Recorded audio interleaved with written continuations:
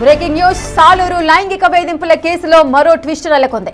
మంత్రి సంధ్యారాణి పీఏ పోస్టుకు రాజీనామా చేశారు సతీష్. లైంగిక వేధింపుల కేసులో సతీష్ పై తీవ్ర ఆరోపణలొచ్చాయి. దీంతో పోలీసులు కేసు నమోదు చేశారు.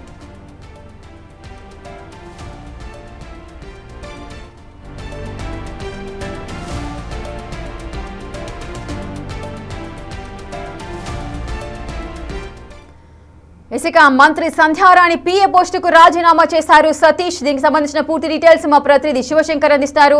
శివశంకర్, సతీష్ పీఏ పోస్టుకు అయితే రాజీనామా చేయడం జరిగింది. ఆరోపణల నేపథ్యంలోనే రాజీనామా చేశారా, రాజీనామా చేయించారా? రేఖ, మనం చూసుకుంటే గత 2 రోజుల నుంచి మంత్రి సంధ్యారాణి తనయుడు కావచ్చు, అదేవిధంగా పీఏ సతీష్ పై నడుస్తున్న వివాదానికి ఇంతవరకు మనం చూస్తూనే ఉన్నాం. సో దీనికి సంబంధించి మంత్రి పర్సనల్ సెక్రటరీ ఉన్న సతీష్ అయితే రాజీనామా చేసినట్లు మనకి ఇప్పటికే లేఖ అయితే రిలీజ్ చేశారు. అంటే గత 2 రోజుల నుంచి తనపై వస్తున్న ఆరోపణలు కావచ్చు, అదేవిధంగా ఎవరైతే బాధితులు ఉన్నారో బాధితుల జిల్లా ఎస్పీ కార్యాలయంలో ఫిర్యాదు చేసినటువంటి పరిస్థితి కావచ్చు. సో ఎన్ని నేపథ్యంలో మంత్రి సంధ్యారాణిపై అనేక విమర్శలు వస్తున్నాయి. ఎందుకంటే అటు వైసీపీ కావచ్చు, అదేవిధంగా లోకల్ గా ఉన్నటువంటి అనేక మంది మంత్రి సంధ్యారాణిపై కావచ్చు, మంత్రి సంధ్యారాణి తనయుడిపై కాబట్టి విమర్శలు కురిపిస్తున్న నేపథ్యంలో ఎట్టకేలకు రాజీనామా చేస్తే బాగుంటుందో ఒక ఆలోచనతో రాజీనామా చేసినట్టు తెలుస్తోంది. మరోవైపు రాజీనామా వెనకాతల అటు మంత్రి సంధ్యారాణి కూడా రాజీనామా చేస్తే బాగున్న ఆలోచనతోనే సతీష్ రాజీనామా చేసినట్టు తెలుస్తుంది. ఎందుకంటే సతీష్ అంటే పర్సనల్ సెక్రటరీ మాత్రమే కాదు, సతీష్ తల్లి కూడా సాలూరు మున్సిపల్ కౌన్సిలర్ గా ఉంది. అంటే టీడీపీ నాయకురాలుగా ఉన్న నేపథ్యంలో ఈ వివాదానికి అంటే కొంత వివాదం యొక్క స్థాయిని తగ్గించే ప్రయత్నం చేస్తున్నట్టుగా మనకు తెలుసు. ఈ నేపథ్యంలోనే సతీష్ అయితే పాటు అంటే తన పదవికి అంటే ఏదైతే మనకి మంత్రి సంజయ్ స్పెషల్ సెక్రటరీగా పనిచేస్తున్నారో ఆ పదవికి రాజీనామా చేసినట్టుగా మనకు తెలుస్తుంది. రేఖ, ఎస్ శివశంకర్, అయితే రాజీనామాలో ఎటువంటి అంశాలను పొందుపరిచారు? ఎందుకు రాజీనామా చేస్తున్నట్లుగా రాజీనామా లెటర్ లో ఎటువంటి అంశాలు ఉన్నాయి? రాజీనామా ఒకసారి మనం చూసుకుంటే గత కొద్ది సంవత్సరాలుగా తనను ఎంతో ఆప్యాయతగా చూసుకుని తనకంటూ ఒక గౌరవమైనటువంటి బాధ్యత పదవి ఇచ్చినందుకైతే మంత్రి సంజయరానికి ధన్యవాదాలు తెలుపుతున్నాను. అదేవిధంగా తనపై వస్తున్న ఆరోపణల నేపథ్యంలో ఏదైనా తనను ఒక తల్లిలా భావించి తనను ఎంతో ప్రేమగా ఆప్యాయతగా చూసినటువంటి మంత్రి గుమ్మడి సంజయరాణి గారి యొక్క గౌరవానికి ఎటువంటి భంగం కలగకూడదనే ఆలోచనతో అంటే ఏదైతే తన ఆరోపణలు వస్తున్నాయి, ఈ ఆరోపణలన్నీ కేవలం ఆరోపణలు మాత్రమే, నిజం కాదని తేల్చుకున్న తర్వాతే మళ్ళీ నేను మీ దగ్గరికి వస్తాను, అంతవరకు కూడా ఎట్టి పరిస్థితులు నా వల్ల మీకు మీ గౌరవానికి భంగం కలగకూడదు, మీ పరువుకి నష్టం కలగకూడదు ఆలోచనతో రాజీనామా చేసినట్లయితే తన లేఖలో ప్రస్తావించినట్టు తెలుస్తోంది. ఎస్ శివశంకర్, రాజీనామా విషయానికి వచ్చినట్లయితే ఈ ఏవైతే వేధింపులు ఉన్నాయో ఆ వేధింపులకు ఆరోపణలకు సంబంధించి సతీషే రాజీనామా చేస్తున్నట్లుగా అయితే అర్థమవుతోంది. మరి దీనికి సంబంధించి సతీష్ పై గతంలో ఇటువంటి ఆరోపణలు ఏవైనా ఉన్నాయా? అసలు సతీష్ వ్యక్తిత్వానికి సంబంధించిన డీటెయిల్స్ ఏమైనా ఉన్నాయా?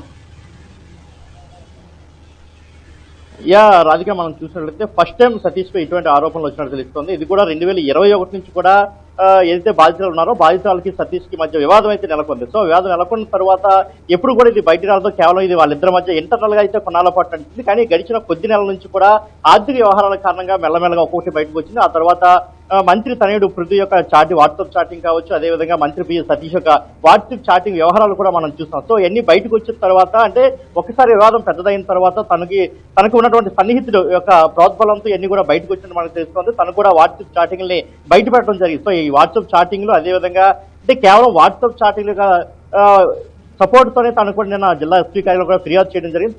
తన దగ్గర కొన్ని ఆధారాలు ఉన్నాయి. ఆధారాల ప్రకారం మీరు కేసు నమోదు చేయాలంటే జిల్లా ఎస్పీ కార్యాలయం యొక్క అక్కడ ఫిర్యాదు చేసింది. ఫిర్యాదు చేసిన వారి యొక్క ఆదేశాల మేరకు సాలూరు పట్టణ పోలీస్ స్టేషన్ లో కూడా కేసు నమోదు చేశారు. కేసు నమోదు చేసిన తర్వాత ఈ రోజు ఇద్దరిని విచారణ కూడా పిలిచే అవకాశం ఉంది. ఇప్పటికే బాధితురాలు అయితే పోలీస్ స్టేషన్ కి విచారణకు అయితే వచ్చారు. ఆమెకి ఎందుకంటే సెక్సువల్ హెరాస్మెంట్ కింద ఆవిడ కేసు పెట్టడం కూడా జరిగింది. సో చేసే అవకాశం కనిపిస్తుంది. శివశంకర్, అంటే సతీష్ రిజైన్ వెనుక ఇంకేమైనా కారణాలు ఉన్నాయి అనుకోవచ్చా?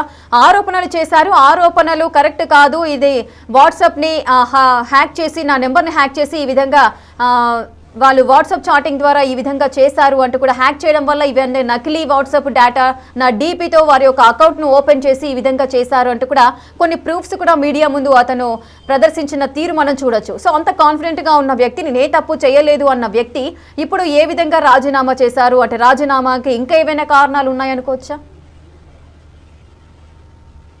అంటే ఆయన కేవలం ఇది ఫోన్ హ్యాక్ చేశారు, సైబర్ క్రైమ్కి వెళ్తాం, ఖచ్చితంగా సైబర్ క్రైమ్లో మేము తేల్చుకుంటామని చెప్పారు తప్ప, ఎందుకంటే ఇది ఒక మహిళ సెక్సువల్ హెరాస్మెంట్ కావచ్చు, ఎకనామికల్గా ఆర్థిక మోసం కావచ్చు, అదేవిధంగా అటెంప్ట్ టు రేప్ ఇటువంటి విషయాలపైన తను చాలా స్పష్టంగా ఫిర్యాదు చేసింది. సో ఎంతంటే చాలా బలమైన సెక్షన్లు దీనిపై నమోదయ్యే అవకాశం ఉంది కాబట్టి ఎటువంటి మాటలు చెప్పే అంత ఈజీ కాదు అంతా కూడా. సో అంటే తనపై ఇటువంటి ఆరోపణలు నిజం కాదు అని లోకల్ గా ఉన్న ప్రజలు నమ్మించడానికి ఒక ప్రెస్ మీట్ పెట్టి ఉండొచ్చేమో కానీ ఎట్టి పరిస్థితులు అటువంటి ప్రెస్ మీట్లు అయితే ఇటువంటి కేసుల మీద నిలబడమనేమో అని చెప్పుకోవచ్చు. ఖచ్చితంగా ప్రూఫ్స్ ఉండాలి. ఏదైతే ప్రస్తుతం మనకి బాధితురాలు కేసు పెట్టిందో కేసు పెట్టిన బాధితురాలైనా సరే ఇవన్నీ ఫేక్ అని చెప్పి ఉండాలి. లేదంటే తన వాట్సాప్ చాటింగ్ హ్యాక్ చేసిన తర్వాత ఎవరో దీన్ని వాట్సాప్ చాట్ చేశారు తప్ప దీనికి సతీష్ కానీ మంత్రి తనడు పృథ్వీ కానీ ఎటువంటి సంబంధం లేదని చెప్పేసి అటు సైబర్ క్రైమ్ వాళ్ళు తేల్చిన తర్వాతే అవన్నీ అంటే వాట్సాప్ చాటింగ్ వరకు అవాస్తవం అని మాత్రమే తెలుస్తుంది. కానీ ఇంకా సెక్సువల్ హెరాస్మెంట్ కావచ్చు, ఎకనామికల్ గా తనని మోసం చేసిన 2 కేసులు మాత్రం చాలా వరకు విచారణకు వెళ్ళాలి. విచారణకు వెళ్ళిన తర్వాత నిజాలు కూడా కోర్టులో తెలియాల్సిన అవసరం ఉంది. అంతే తప్ప కేవలం సవాళ్లతోనో మాటలతోనో కేసు నిలబడడం కూడా మనం తెలుసుకోవాల్సినటువంటి అవసరం అటు సతీష్ కి ఉంది. అదేవిధంగా బాధితులు ఎవరైతే ఉన్నారో బాధితురాలు కూడా తెలుసుకోవాల్సిన అవసరం ఉంది. ఎందుకంటే తనపై ఎన్నో ఆరోపణలు చేశారు. తన ఒక మంత్రి దగ్గర పర్సనల్ సెక్రటరీ కూడా పనిచేస్తున్నటువంటి పరిస్థితి. సో అటువంటి వ్యక్తిపై ఇటువంటి ఆరోపణలు చేసిందంటే తన వద్ద ఎంతో కొంత ఆధారాలు ఖచ్చితంగా ఉండే ఉంటాయి. లేదా ఆధారాలు లేకుండా ఇటువంటి కేసులు పెట్టరు. ఇన్ కేసు పెట్టినట్లయితే ఫ్యూచర్ లో అవి నిలబడకపోతే ఆమె బాధితుల యొక్క భవిష్యత్తు ఏమవుతుందనే దానిపై కూడా ఒక ఆలోచన ఉండే ఉంటుంది. సో ఎట్టి పరిస్థితుల్లో కూడా ఎంత ఫోకస్ కాదు, కొంత ఆధారాలు ఉన్నాయి కాబట్టి కేసు కొంత బలం చేకూరే అవకాశం ఉందని చాలా స్పష్టంగా కనిపిస్తుంది. మరోవైపు అటు సతీష్ కూడా బాధితులపై కేసు పెట్టడం మనకు సమాచారం అంతుంది. ఇన్ కేసు సతీష్ గారి బాధితులపై కేసు పెట్టినట్లయితే ఇద్దరిని విచారణకు పిలిచే అవకాశం ఉందా, లేదంటే రాజీ కుదిరించే అవకాశం ఉందా అనే దానిపై కూడా అనేక ఊహాగానాలు కూడా స్టార్ట్ అయ్యాయి ఇప్పటికే సాలూరులో. ఎస్ శివశంకర్, అంటే ఆ బాధితురాలు ఏవైతే ఆరోపణలు చేశారో ఆ ఆరోపణలకు ఇప్పుడు బలం చేకూరినట్లే అవుతుంది కదా. ఇప్పుడు సతీష్ రాజీనామాతో మరి ఈ విషయం సతీష్ గ్రహించలేకపోయారా, లేదంటే నిజంగానే అతను తప్పు చేశారు కాబట్టి తప్పించుకోవడానికి ఇంకేదన్నా దారి వెతుక్కునే నేపథ్యంలో ఈ విధంగా రాజీనామా చేశారు, ముందు జాగ్రత్తగా అనుకోవచ్చా? ఎగ్జాక్ట్లీ రేఖ. అయితే మనం ఇక్కడ మరొక విషయాన్ని చూసుకోవాలి. ఎందుకంటే ఆయన ఒక స్త్రీ శిశు సంక్షేమ శాఖ మంత్రి దగ్గర పర్సనల్ సెక్రటరీగా పనిచేస్తున్నారు. సో స్త్రీ శిశు సంక్షేమ శాఖ మంత్రి అంటేనే స్త్రీల యొక్క అంటే వాళ్ళ యొక్క అభివృద్ధి కోసం పనిచేయాల్సిన అవసరం ఉంది, వాళ్ళ యొక్క వెల్ఫేర్ కోసం పనిచేయాల్సిన అవసరం. సో అటువంటి ఆవిడ దగ్గర అటువంటి మంత్రి దగ్గర పనిచేస్తూ స్త్రీలకు అన్యాయం చేస్తున్నారంటే అటు టీడీపీ శ్రేణిలో కావచ్చు, అదేవిధంగా ప్రజల్లో కావచ్చు నెగిటివ్ సంకేతం వెళ్ళే అవకాశం చాలా స్పష్టంగా ఉంది. సో ఈ నేపథ్యంలో మంత్రికి కొంత డ్యామేజ్ అయ్యే అవకాశం ఉంది. ఇప్పటికే మనం చూస్తాం ఏదైనా తప్పు ఇప్పటికే కూటమి ప్రభుత్వంలో చాలా మంది ఎమ్మెల్యేలు సెక్షువల్ హెరాస్మెంట్ కేసుల్లో ఇప్పటికే ఇరుక్కున్నారు. కొంత ఆదిమూలం సురేష్ లాంటి వాళ్ళైతే ఇప్పటికే పార్టీ నుంచి సస్పెండ్ చేసిన పరిస్థితి. అదేవిధంగా మనం చూసుకుంటే జనసేన పార్టీ నుంచి జానీ మాస్టర్ కూడా సస్పెండ్ చేసిన పరిస్థితి మనం చూస్తాం. సో ఇటువంటి విషయాల్లో ఖచ్చితంగా పార్టీ ఎట్టి పరిస్థితుల్లో పార్టీ కావచ్చు, ప్రభుత్వం కావచ్చు, ఎట్టి పరిస్థితుల్లో దీన్ని సపోర్ట్ చేసే పరిస్థితి ఉండదు.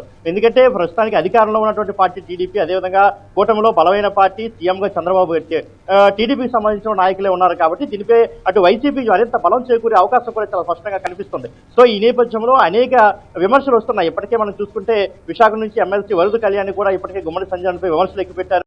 ఇవి స్త్రీ శిశు సంక్షేమ శాఖ మంత్రి లేదంటే స్త్రీ విరోధ శాఖ మంత్రి అని కూడా ఆవిడ ఎద్దేవా చేసిన పరిస్థితి. ఇలాంటి నేపథ్యంలో మరింత విమర్శలు ఎక్కువయ్యే పరిస్థితి ఉంది కాబట్టి ఎంతో కొంత తీవ్రత తగ్గించే ప్రయత్నంలో భాగమే సతీష్ యొక్క రాజీనామా అని చెప్పుకోవచ్చు. Right, thank you Shivashankar, thanks for the live details. ఇక సాలూరు లైంగిక వేధింపుల కేసులో ఒక ట్విస్ట్ అయితే నెలకొంది. మంత్రి సంధ్యారాణి పిఏ పోస్టుకు రాజీనామా చేశారు సతీష్. లైంగిక వేధింపుల కేసులో సతీష్ పై అయితే తీవ్ర ఆరోపణలు వస్తున్నాయి. ఈ నేపథ్యంలోనే సతీష్ రాజీనామా చేయడం అయితే కొంత ఆసక్తిని రేపుతోంది.